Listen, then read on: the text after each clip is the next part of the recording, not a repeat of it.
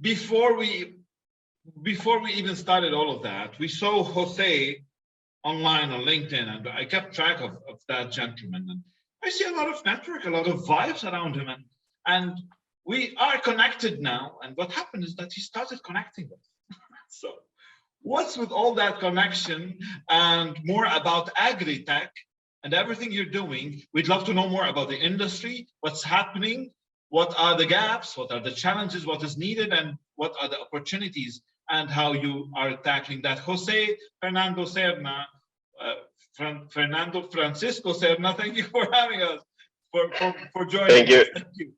Thank you very much, Omar. I would like to talk about AgriFood, definitely, but before I would like to give some context and raise more awareness. So in 2020, global economy contracted by 3.5%, which is 7% down from the expected growth that was 3.4%, right, in 2019. So first time that happens in our recent history. And also the first time after a steadily declining for a decade, that the number of undernourished people grew by as many as 161 million people, right? So these past 2 years, we have learned that we are all vulnerable to global diseases, that this won't be the last pandemic. We have learned that resources are very limited, and that we will likely face other disasters related to climate change and environmental stress unless we react now. We have learned that the government policy matters, but individual behavior sometimes matters more.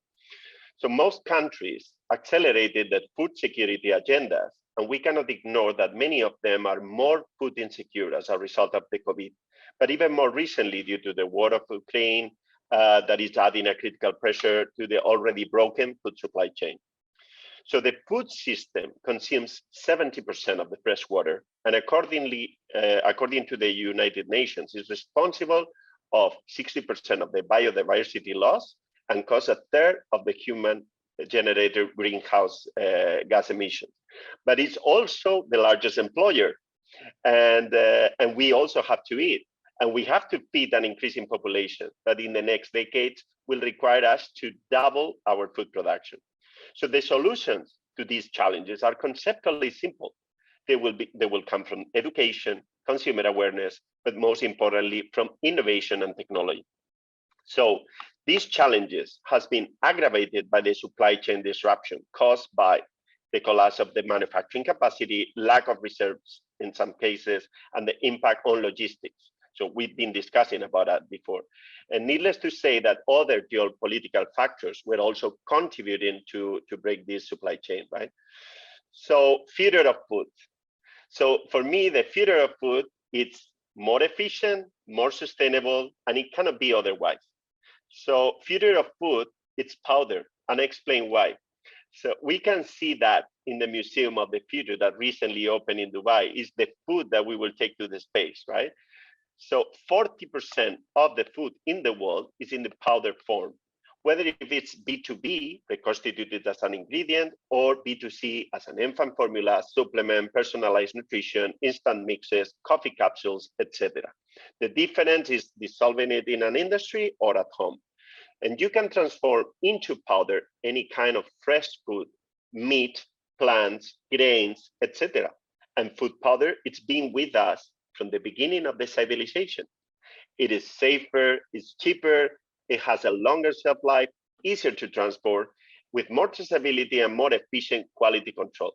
And it provides access to industrialize other edible parts of the fresh produce that otherwise would be wasted.